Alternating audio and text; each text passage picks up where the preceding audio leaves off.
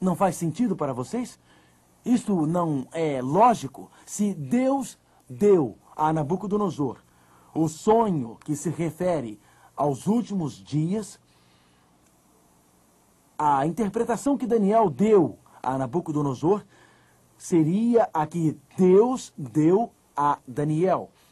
Na verdade, lendo no livro de Daniel, capítulo 2, verso 36, Daniel 2, verso 36, Daniel 2, verso 36, esta é a interpretação.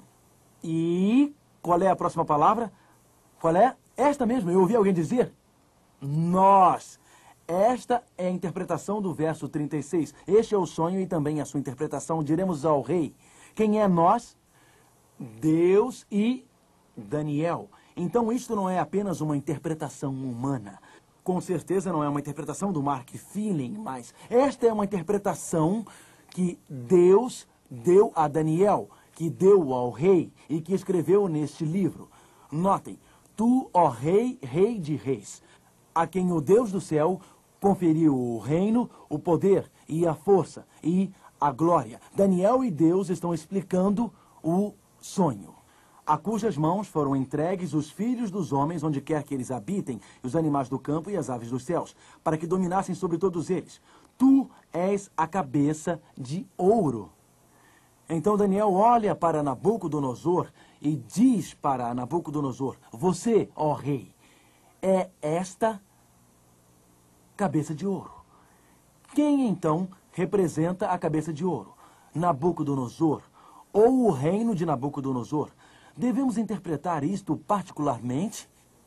Não, porque aqui na Bíblia diz, você, Nabucodonosor, é esta cabeça de ouro. Então Nabucodonosor, ou o reino dele, a Babilônia, representa a cabeça de ouro. O que o segundo metal representa, verso 39, depois de ti se levantará outro reino, inferior ao teu, como prata vale menos do que o ouro. Então o segundo reino se levantaria. Este texto não dá nomes, mas depois em Daniel é citado e nós veremos. E um terceiro reino de bronze. E então um quarto reino tão forte quanto o ferro, verso 40. Agora notem, no verso 41, onde você viu dedos e pé em parte de ferro e parte de barro, este reino será dividido. E então nós temos 4 metais. Quais são eles, por favor? 4 metais? Ouro, prata, bronze, ferro e os dedos, sabe de quê? Barro e ferro. O primeiro metal, o segundo metal, o terceiro metal e o quarto metal, todos representam, de acordo com a Bíblia, um reino. A Bíblia diz que existe um primeiro reino, que é o reino de Nabucodonosor, chamado como Babilônia. Então, se você olha para os metais, estes metais desta imagem estão em ordem decrescente de valor. Os 4 metais representam os 4 grandes reinos. O primeiro, a cabeça de ouro, representa a nação da Babilônia. Eu imagino qual a nação que viria depois de Babilônia. Que nação viria depois de Babilônia? A Bíblia nos ajuda a saber isto. Volte para Daniel, capítulo 5. Daniel, capítulo 5, e vamos ver imediatamente que estes 4 metais representam 4 reinos. O primeiro representa a Babilônia. Que nação veio depois de Babilônia, que seria o segundo metal representado no peito e nos braços de prata? Daniel 5, 26. Esta é a interpretação daquilo. Mene, contou Deus o teu reino e deu cabo dele. Tekel, pesado foste na balança e achado em falta. Pérez, dividido foi o teu reino e dado aos medos e persas. Então, que nação veio depois de Babilônia e que é representada pela prata? Qual a nação? Os medos e os persas. Mas os persas duraram para sempre? Duraram? De jeito nenhum, porque um terceiro reino viria a seguir. E este terceiro reino seria representado por um quadril de bronze, como diz a Bíblia. A Bíblia realmente dá um nome. O nome do império que seguiria os medo-persas? Dá? Sim. Vá para Daniel capítulo 8. Vá para Daniel e encontraremos uma maravilhosa profecia no capítulo 8 do livro de Daniel. Há uma pequena mudança nos símbolos aqui, um carneiro, mas ele nos conta qual seria a nação que viria após os medos e persas. Daniel 8, verso 20. Os medos persas vieram depois de Babilônia.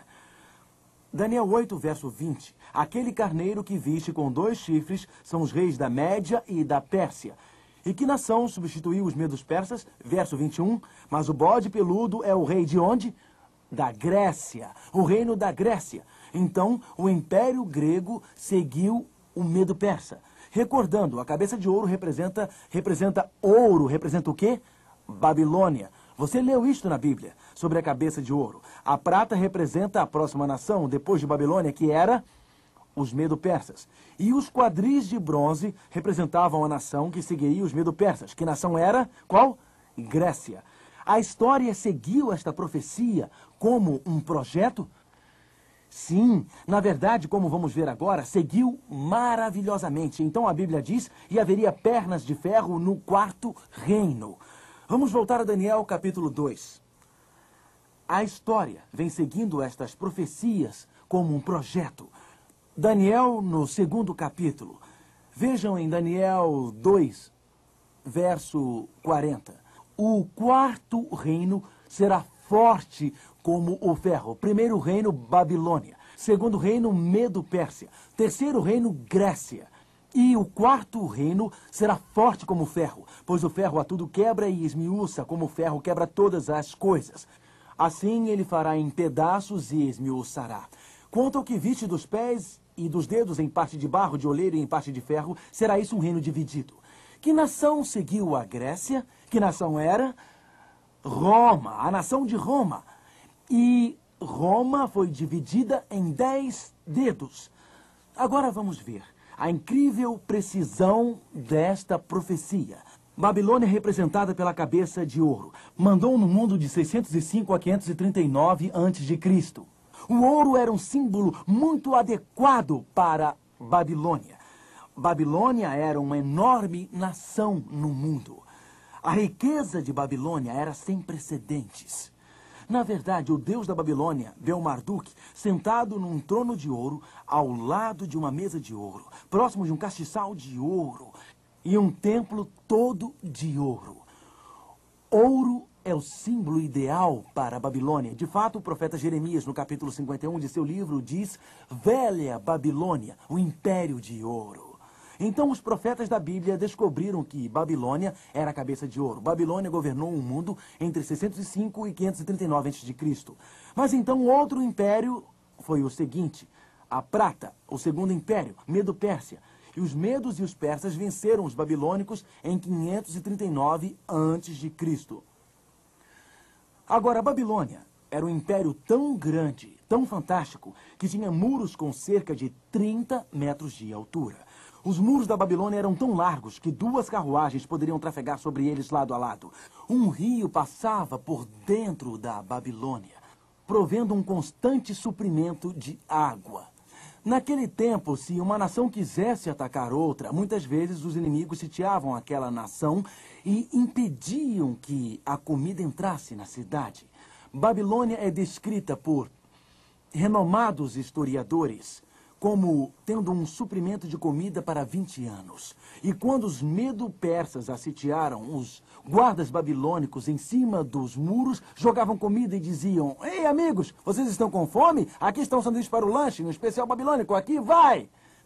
Então eles jogavam os suprimentos de comida por cima dos muros. Como foi então que Babilônia chegou a cair?